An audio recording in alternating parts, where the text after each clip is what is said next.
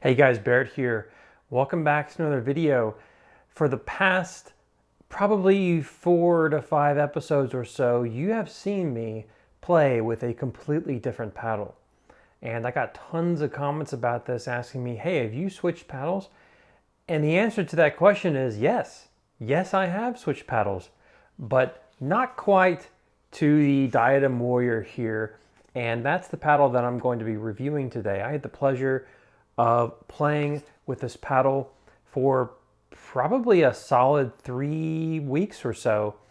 Before we go any further, CJ and Tony are doing their summit again next week from the 26th to the 29th. I will be speaking on the 29th about something quite special, and I can't wait. It's going to be really, really great.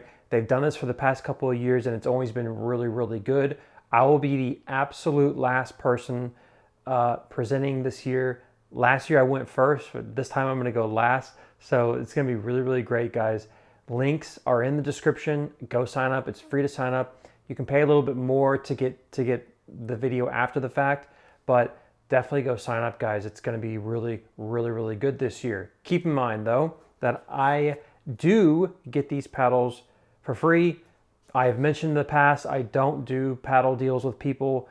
I don't do sponsorships or anything like that because I want to give you guys the most accurate information that I possibly can.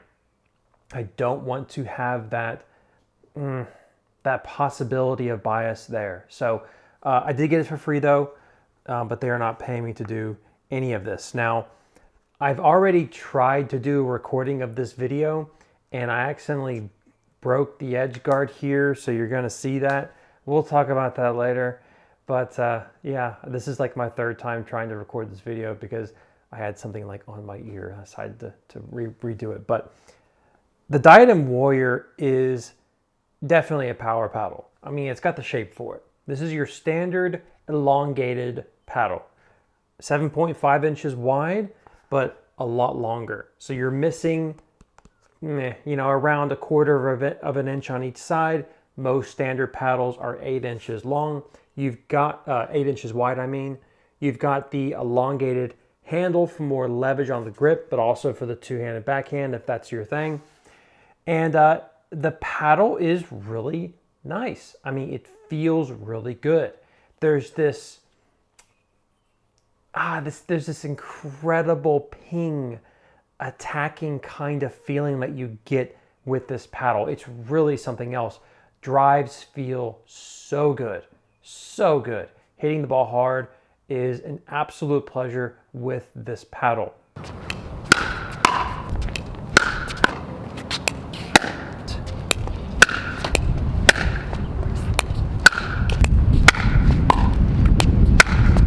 So if you're the kind of player that you've got a drive, you've got a nice, forehand roll, things like that, you're going to really like this paddle. If you're a singles player as well, you're really going to like this paddle. Having said that, though, the finesse really isn't that far off. I mean, it's got, quite a bit of thickness to it, so the shots are quite soft. However, the paddle is still quite explosive. Even with the thicker core, it's still quite explosive. So don't expect yourself to switch to this paddle and just fall right into the dinking right away. There is a little bit of a transition period that you're gonna have to get used to when it comes to how explosive this paddle is. Now, that does not mean that you're playing with like an old Nomex core paddle from back in the day.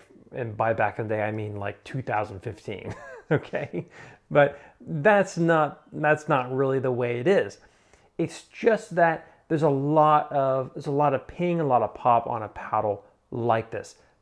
Does that mean that you're not going to be able to block or reset the ball? Of course not. Of course you can, right? But it's going to take a little bit of time to get used to. The weight is actually 8.5 ounces, and it shows right here on the face of the paddle, which is quite nice. 8.5 is a lot. That's definitely on the top end of what most people would consider midweight. And when you hold the paddle down at the very bottom, which is what I always recommend, you should always have your handle at the very bottom. It gives you more leverage. When you hold it down here, you can really feel the weight. I mean, it's a heavy boy. So definitely, if you don't like heavy paddles, this is not going to be for you. When you wield this thing, you need to have the strength to really whip this thing around.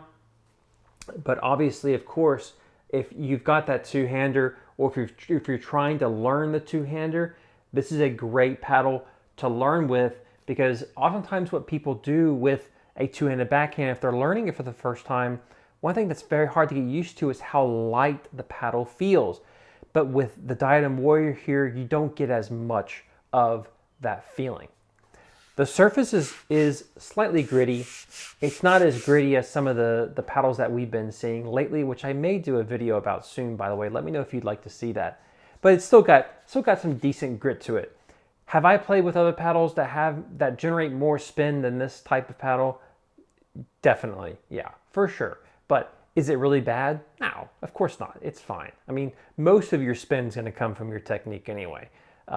However, in terms of like a comparison, when you compare this to another gritty surface type of face, does it hold up? Yeah. Is it better? No, definitely not. Now, when I received this paddle many months ago, they were having some issues with the core inside the paddle itself.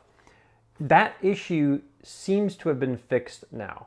You do get a little bit of wear and tear, as you can, if it'll focus not on me, you do get a little bit of wear and tear on the face, but of course, the big issue is the edge guard. I mean, look at that. Look at that. Don't focus on my face, please. It's just terrible. I mean, this is getting kind of embarrassing, quite frankly. This needs to stop. It needs to stop. And this started happening right here within like maybe 2 weeks of playing with this thing. And a week of play for me is, I may record some footage, I may do a YouTube video or two, may record some footage for PK Academy, which is my premium video service. And then I may play, 2 times, 3 times, a little bit of singles, a little bit of drilling, something like that. And this started happening within a couple of weeks. And it's just ridiculous. I'm getting sick of this. I don't know what the deal is. I'm not going to claim to sit here and know what to do. I can't really offer any solutions, but I'm hoping that exposure like this with the video will kind of get people's butts in gear, because I'm getting really tired of this kind of stuff. I'm getting tired of people having to buy $200+ paddles and to have the plastic come off the edge. Getting sick of it. And it needs to stop. In fact, I've been messing around with this so much that I've completely taken it off by accident. So, whoops, hopefully I don't have to, oh, there we go. Now it's back on. Now it's back on, but now the face is chipping off at the top. That's great. Yeah, whoops. And it does affect the performance. If you buy this paddle and the edge guard starts coming off, it does affect the performance. It does not feel right when you hit the ball at the top of the face. The sound is way off. It doesn't feel right. Now, do I have an odd case? Yeah, probably. You don't hear stuff like this too often. Edge guards falling off within a couple of weeks, but it's definitely happening more and more lately. And it's not just this paddle. There are many other manufacturers that are having these issues. Stay tuned, though. I mean, keep up with the news, keep up with what's going on in this space, because whenever these types of paddles get some exposure like this, they will typically begin to try to fix them. So hopefully that happens soon. But it's a shame. It's a shame, because the paddle is good. It's really good. It's got great feel. It's got great power. It feels good. It's a good product. It's just the edge guard. And it's such a shame. It just drives me nuts. Keep in mind that I put this grip on here after the fact. This is not the grip that comes with it. The handle itself does have these kind of like bevels around the edge like a tennis racket would, but as you wrap the grip more, those bevels do go away. So if you're a bevel type of player, like you need the bevels on there, it won't be like a tennis racket. It won't be like that. But overall, would I recommend the paddle? Yeah, definitely. But you're probably going to deal with some edge guard issues. Now, a lot of people play with this paddle, guys. Okay, so I have seen people play with this paddle and not have issues with the edge guard, and that's really great. I'm always excited to see that, because whenever I see people playing with it, I'll ask them, hey, have you had any edge guard issues? Some of them may have been playing for a couple of months with the paddle, and they say, no, not really. Others have been playing for 4 months, and they'll say, yeah, I've had some problems with it. But if we just create a hypothetical situation and we say you won't have edge guard issues for a solid year, this paddle is amazing. It's really good. That's a good product, and that definitely gets my thumbs up. Again, stay up to date with these things, because you never know what will change with these edge guards. I want to see more manufacturers go edgeless. I think it's really, really nice. It's a better product. I know they're probably more difficult to make, but it's a much, much better product. Guys, make sure you check out the Pickleball Summit. It's going down next week. Thank you guys so much for joining me. I hope that was helpful. I'll see you next time.